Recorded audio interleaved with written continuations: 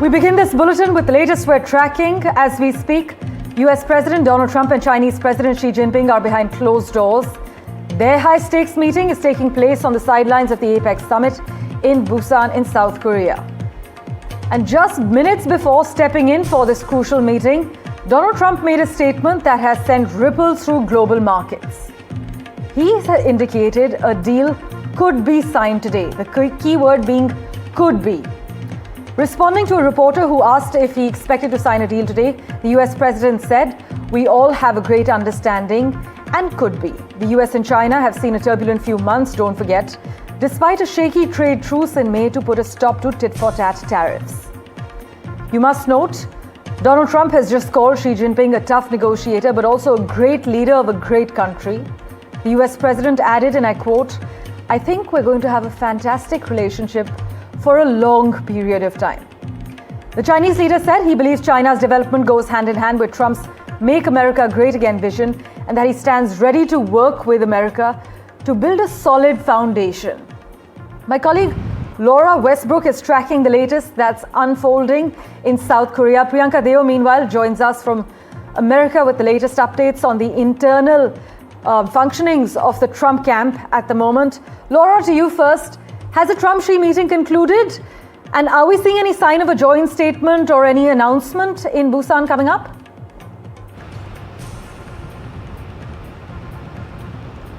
Yes, this meeting between Chinese President Xi Jinping and US President Donald Trump is currently underway. And ahead of that meeting, we did hear from both leaders, with Donald Trump saying that they're going to have a fantastic relationship for a long period of time. Meanwhile, Chinese President Xi Jinping said that it is normal for the two leading economies to have frictions now and then. He also said that he always believes that China's development goes hand in hand with Donald Trump's vision to make America great again, and that the US and China should be partners and friends. So going into this meeting, Donald Trump has looked to project optimism.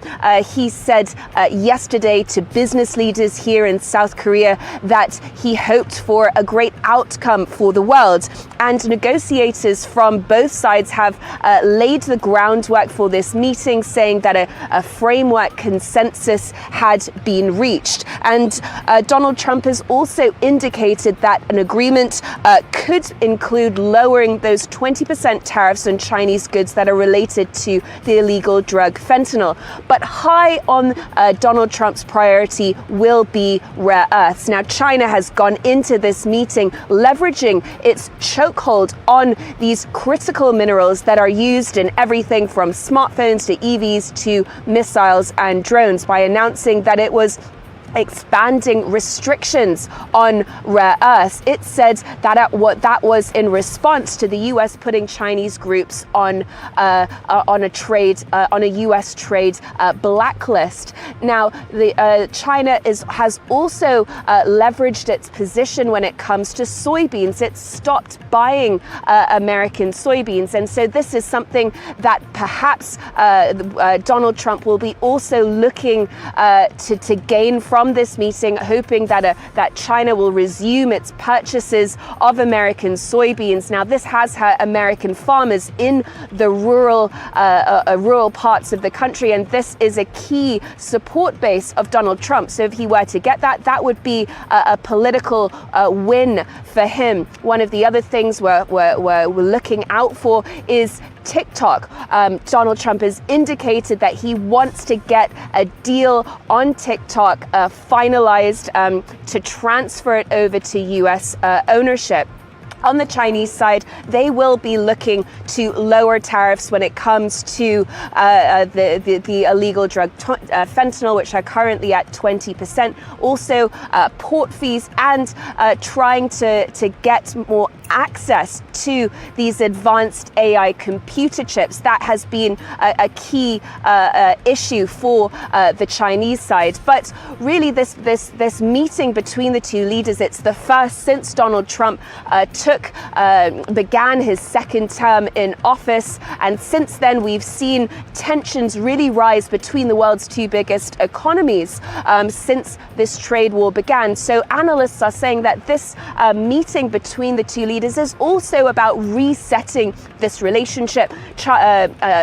Beijing has also said it is looking for calmer dialogue between the world's two biggest superpowers. Laura, speaking of a reset, tell us, how's the Chinese state media portraying this entire Busan meeting? Is it being perceived as a reset, or would you argue it's a continuation of a strategic rivalry?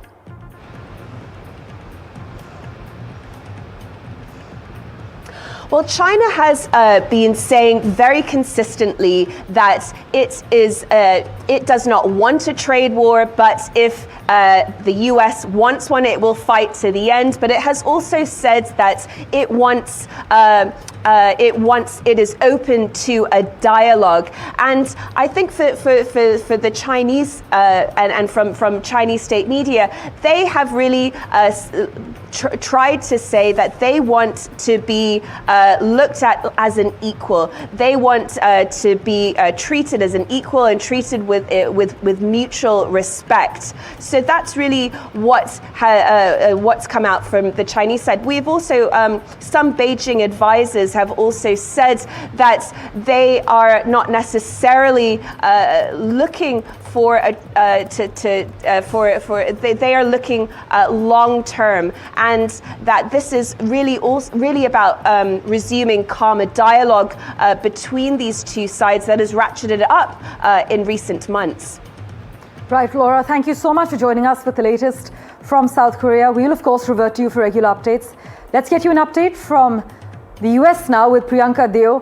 Priyanka, how might India be indirectly impacted in crucial sectors like edible oil, agri-exports or electronics manufacturing by any thaw that we see between Washington and Beijing? We are given to understand that a closed-door meeting has not concluded so far. Well, a U.S.-China, I guess, cooling of tensions, if that happens today at this meeting, impacts India most directly in electronics and tech supply chains, because that's where India has been positioning itself as the China +1 hub, right? So if Washington and Beijing relax tariffs and stabilize trade, the short-term impact means more competition for India. U.S. companies may feel less urgency to diversify out of China. Some supply chain momentum flowing towards India could slow down. Chinese manufacturing remains cost competitive and highly scalable, and India may need to offer deeper incentives and faster infrastructure delivery to keep the investment pipelines moving, especially as US-India trade talks are still ongoing and under negotiation. So essentially, India will have to work harder and will lose a little leverage to become the sort of global electronics assembly hub. In terms of long-term, China can't be fully replaced. Even in a thaw, the US still wants supply chain security. Tech controls won't fully roll back, and companies want friendshoring to avoid any sort of geopolitical risk. So India's opportunity remains real, but the pace of this sort of reshoring could become more steady than urgent. So I feel that, you know what, the strategic moves that India should be making now is double down on our semiconductor ecosystem, fast track PLI implementation to show delivery, not promises, target supply chain relocations from Taiwan, Japan, South Korea, and obviously strengthen the India-US tech corridor via defense, AI, chips, and 6G. Priyanka, thank you so much as always for joining us with the lowdown. We'll of course revert to you for regular updates. Well, all eyes this morning are on South Korea, where US President Donald Trump and Chinese President Xi Jinping are meeting on the sidelines of the APEC summit. It is a high-stakes encounter that could decide the direction of the global economy and possibly mark a new phase in the US-China trade relationship. Both leaders have kept expectations deliberately vague, with President Trump saying a deal could be signed today, while China's President Xi Jinping has kept his cards close, projecting quiet confidence as Beijing continues to use rare earth exports and market access as leverage. Here are all the crucial political reactions you need to listen to before both the leaders went in for that closed-door meeting. Mr. President, do you plan to sign a trade deal today? Could be. I think we'll have a great understanding. We have a great relationship. We've always had a great relationship. Well, thank you very much. It's a great honor to be with a friend of mine, really for a long time now, if you think about it. The very, very distinguished and respected President of China. And we will be having some discussions. I think we've already agreed to a lot of things, and we'll agree to some more right now. But President Xi is a great leader of a great country, and I think we're going to have a fantastic relationship for a long period of time. And it's an honor to have you with us. Thank you very much. President Trump, it is a great pleasure for me as well to meet you. And it feels very warm seeing you again because it's been many years. Since your re-election, we have spoken on the phone 3 times, exchanged several letters, and stayed in close contact. And our joint guidance, China-US relations have remained stable on the whole. Given our different national conditions, we do not always see eye to eye with each other. And it is normal for the 2 leading economies of the world to have frictions now and then. And in the face of winds, waves, and challenges, you and I, at the helm of China-US relations, should stay the right course and ensure the steady sailing forward of the giant ship of China-US relations. I always believe that China's development goes hand in hand with your vision to make America great again. Over the years, I have stated in public many times that China and the United States should be partners and friends. This is what history has taught us and what reality demands. A few days ago, in the latest round of consultation, our 2 economic and trade teams reached basic consensus on addressing our respective major concerns and made encouraging progress. This provided the necessary conditions for our meeting today. Mr. President, I am ready to continue working with you to build a solid foundation for China-US relations and create a sound atmosphere for the development of both countries. My colleague Vishal Vivek has been tracking this meeting very closely as well. He joins us from the newsroom with a crucial update currently. Vishal, in terms of an expected thaw, how much is this about optics and how much is it about tangible outcomes so far? What are the analysts and experts saying as both the leaders are in that closed-door meeting? Well, that's a very good question, Parmeshwar. As far as optics are concerned, you can be rest assured that there will be optics, because every time Trump and Xi meet, every time Trump is involved in a big high-level bilateral meet, there are optics, and he's already seemed quite hyper excited about cracking a deal. When a reporter asked him whether there could be a deal signed today, to which he said there could be a deal. They have a great relationship. On the other hand, Xi Jinping did seem a bit positive, but he has so far seemed a bit mum on the whole topic, the big topic of whether the US and China will indeed crack a deal that will sort of end a trade war, because this has been a long protracted trade war, but there have been avenues from both the sides to bring this conflict, this trade conflict, to an end, because both the sides have had discussions, background discussions, several rounds of them. There have been several extensions of levying of the tariffs as high as 100%. So both the sides do recognize the need for there to be a deal. And Trump has also, encouraged the same. He's gone to South Korea to meet Xi Jinping. They're meeting now. The meeting has begun. The closed-door meeting has begun. To the press, both the sides seem really positive. They had some of the top-level, guys from both the sides. Marco Rubio was there from the U.S. side.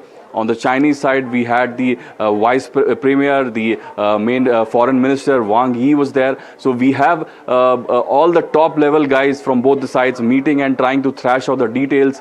There are three main topics of discussion. The first one is of course the trade war. The second one is the overall TikTok deal that would, transfer the partnership of TikTok from the Chinese territory to the US. And the last one, and probably the most crucial one, is the rare earth metals deal. So what happened in the last 4 weeks is that the trade war escalated after China put some fresh curbs on export of rare earth metals, which are used in almost all electronic products, to which Trump responded by saying that there could be fresh 100% tariffs on China if the deal is not signed, if the trade deal is not signed by November 1. So we are just waiting. Within a few hours, there could be a deal. There are several rounds of negotiations lined up. Analysts expect at least 3 to 4 rounds of discussions before we have a final deal, but there will indeed be some positive signs coming out of this meeting. We certainly hope so, Vishal. As always, thank you so much for breaking down all the details for us. Let's quickly go across to Laura Westbrook, who joins us from South Korea at the moment with a live update. Laura, we've heard Xi Jinping calling Trump's vision compatible with China's growth. That is, of course, significant. But is there a strategic rebranding of the US-China ties underway behind those closed doors?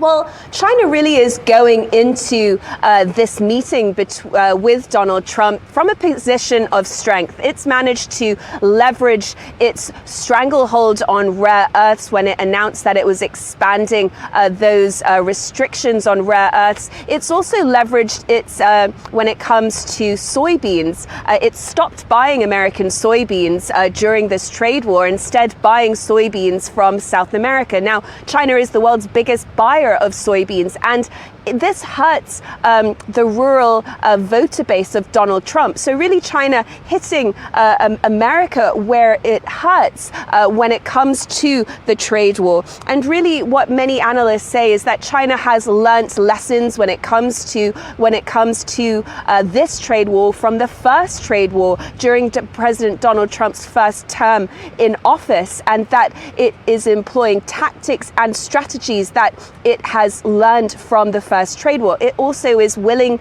seemingly, to withstand some economic pain. And while the US is a crucial market, China has been working hard to diversify its markets to other markets as well. And so obviously, President Xi Jinping will need to balance this strategy with some of the economic challenges that China is facing at home. It is facing a protracted property crisis. It's also facing high youth unemployment and deflation. But there are areas of growth, for example, when it comes to artificial intelligence.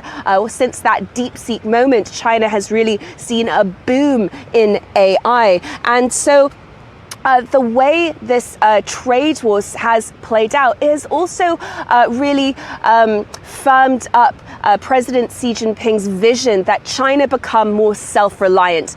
For example, when it comes to those advanced AI computer chips. Now, the US has restricted China's access to those chips, and China has been working hard to try and build its own chips. And so, and when it comes to rare earths, the US has been working hard to try to get access to rare earths, signing deals, for example, with Australia. So really, these two countries seemingly are looking to become more self-reliant and less interdependent on each other. As always, Laura, thank you so much for breaking down all the details for us and taking us through what to expect.